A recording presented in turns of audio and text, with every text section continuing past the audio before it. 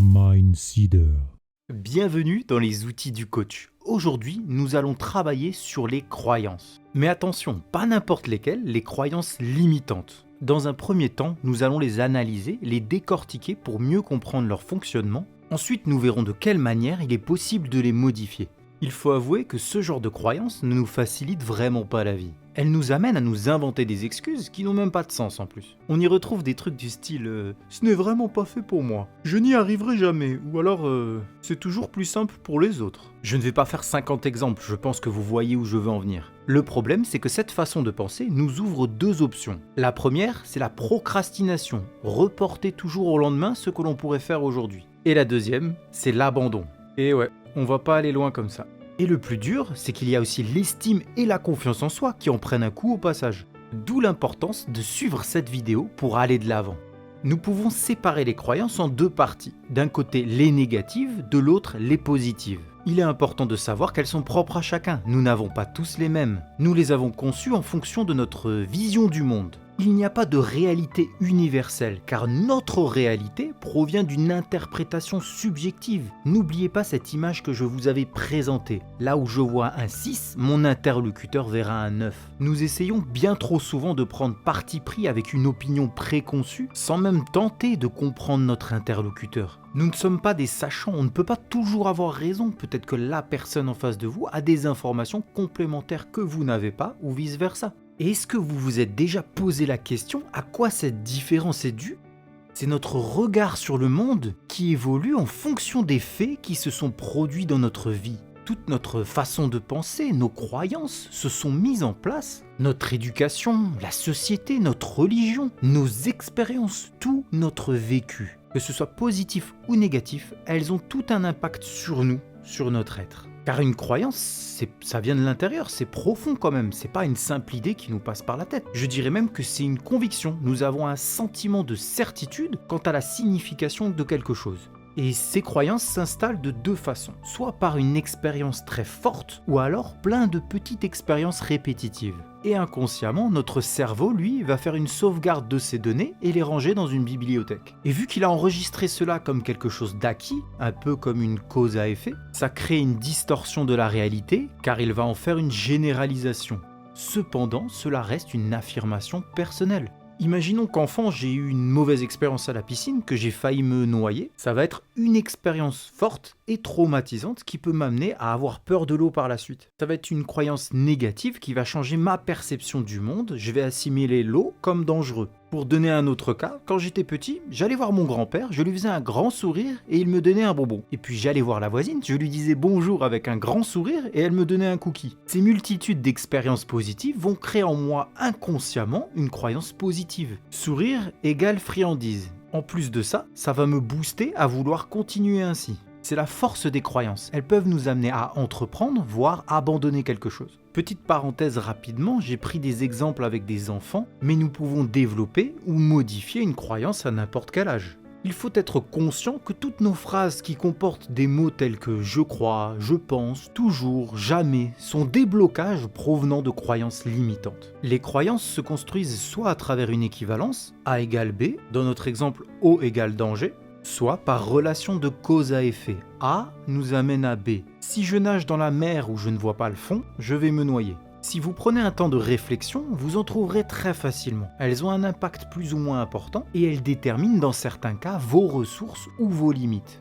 Maintenant que nous avons décortiqué ce qu'était une croyance, que c'était une affirmation personnelle, une perception que nous avons de nous-mêmes, des autres, voire du monde qui nous entoure, c'est à ce moment-là que l'on se rend compte que l'adoption de ces croyances est un facteur important de notre comportement, mais surtout de nos capacités, de ce que nous allons faire de notre vie. D'où l'intérêt de cette vidéo pour que vous y portiez attention. Nos croyances positives peuvent nous amener à déplacer des montagnes, mais cette énergie peut aussi aller à contresens par le biais de croyances limitantes. Elles peuvent nous faire perdre confiance, nous isoler, nous renfermer sur nous-mêmes et obstruer notre chemin de la réussite. Et moi, je me bats contre ça. Je trouve ça inadmissible. Et sur cette chaîne, sur Mindseeder, nous allons voir comment reconsidérer, ramollir ces croyances qui nous limitent. Faites-moi confiance.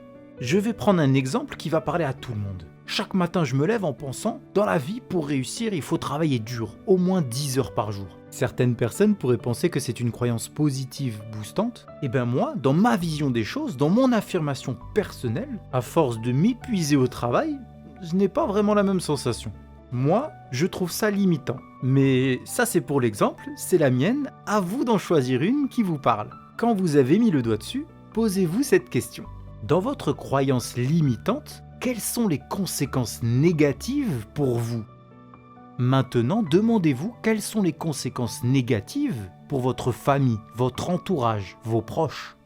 Pour moi, le fait de travailler dur m'amène à ne pas penser à autre chose. Je me mets continuellement la pression, au point que j'apporte le travail à la maison. Et c'est bien connu, un bon employé, c'est celui qui arrive avant les autres et qui part en dernier. Au final, je ne peux pas me poser, prendre du temps pour moi. Je me sens frustré car je refuse des sorties. J'ai aucune activité à côté, ça ressemble à du métro, boulot, dodo. Et en ce qui concerne mon entourage, c'est pas mieux. Ils me sentent un peu aigris que je les mets à l'écart. Je leur donne l'impression qu'ils ne sont plus ma priorité. Ils aimeraient que je partage plus avec eux. Car même quand je suis là, ma tête est au travail.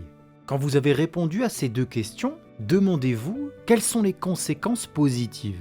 Peu importe la croyance que vous pensez être limitante, il y a toujours derrière une intention positive. C'est elle qu'on cherche. Même si je me fais mordre par un chien et que mon cerveau va généraliser ça sur tous les autres canidés, son intention positive est de me protéger pour éviter de revivre ce traumatisme. Pour moi, travailler dur, à un moment de ma vie, ça m'a permis de me surpasser. Ça m'a motivé à avancer, à persévérer, surmonter les obstacles. Quand vous avez apporté des réponses claires, honnêtes, que vous avez mis les choses à plat, tentez de chercher la valeur cachée derrière cette croyance. Qu'est-ce qui est réellement important pour vous ? Dans mon cas, après avoir fait une introspection, je réalise que les valeurs importantes pour moi, c'est l'ambition, ou plutôt le besoin d'accomplissement personnel. Il y a aussi une certaine rigueur, de la loyauté. Là, on tient le bout du fil et il faut continuer à tirer dessus, développer, voir ce qu'il y a au bout. En faisant, on va dire, l'autopsie de ma croyance, j'arrive à comprendre quel est l'essentiel dans tout ça. Car une croyance défend toujours une valeur. Elles sont essentielles pour nous, on ne s'attaque jamais à une valeur. Mais quand je me connais, quand je connais mes valeurs, je les conserve et à ce moment-là, je modifie ma croyance. Car mes croyances peuvent changer tant que mes valeurs n'en sont pas impactées. Pour simplifier mes propos, nous allons faire un tableau. Nous avons notre croyance limitante et nous allons commencer à la démolir, la ramollir. On sort nos deux meilleurs ustensiles, une feuille et un stylo. On tire un trait pour séparer la feuille en deux. Jusque-là, c'est pas trop compliqué. Vous allez poser l'équivalence de votre croyance avec deux verbes. Je m'explique. Pour ma part, c'est travailler dur pour réussir. Je peux écrire d'un côté travailler dur et de l'autre réussir. Je vais ensuite m'amuser à décortiquer chaque partie. Cela doit être une réflexion personnelle, vous ne pouvez pas demander à quelqu'un de le faire à votre place. Alors pour moi, travailler dur, ça me ramène à quoi ? Travailler beaucoup, faire des listes de rappels qui traînent partout. Et puis le mot dur, c'est pas facile, ça sous-entend que c'est épuisant. C'est l'effort avant le réconfort, donc mettre mon plaisir de côté. J'y vois du sacrifice. Après, il peut aussi y avoir du positif dans notre réflexion, faut noter les deux. Travailler dur, pour moi, ça veut dire enrichir mon apprentissage, travailler mes forces, mes capacités, augmenter mon estime, accomplir quelque chose. Quand je sens que ma fiche est complète, que je n'ai plus rien à dire, je vais passer de l'autre côté. Réussir, ça m'amène à la fierté, l'accomplissement de soi. C'est l'atteinte d'un objectif, ça me permet vraiment de booster mon estime. C'est un sentiment aussi de joie, de plénitude. Je dirais que c'est gratifiant, ça donne l'impression que tout est possible. C'est une ouverture qui me permet d'aller de l'avant. Quand vous avez terminé de remplir ce tableau, observez-le. Regardez les deux listes que vous avez faites. Vous allez réaliser qu'il y a peu, voire pas de lien entre les deux. Ce que vous avez noté d'un côté n'est pas objectivement dans l'autre. Pourtant, à la base, c'était une seule et même croyance. L'objectif est de prendre conscience que ce n'est pas comparable et que cette construction mentale que nous nous faisons est illogique. Il faut se rendre compte que nous avons monté de toutes pièces cette croyance. C'est un peu comme un jeu de Lego. Vous avez plein de pièces, mais chacun peut monter ce qu'il veut avec. Et c'est en réalisant ça que l'on peut démonter nos croyances limitantes, voire même les modifier. Maintenant que vous avez pris conscience de cela, que vous avez accompli ce magnifique travail sur vous-même, quelle toute petite action aimeriez-vous mettre en place maintenant ? Comment allez-vous changer votre façon de penser ? Pour toutes les personnes qui aimeraient un accompagnement personnalisé, restez à l'affût car je vais prochainement ouvrir une plateforme de coaching. En tout cas, pour le moment, vous venez de découvrir un outil pour dégager vos croyances limitantes. Donc je n'ai plus qu'un conseil à vous donner. Ce n'est pas ce que l'on sait qui est important, c'est plutôt ce que l'on en fait. À bientôt, ciao ciao.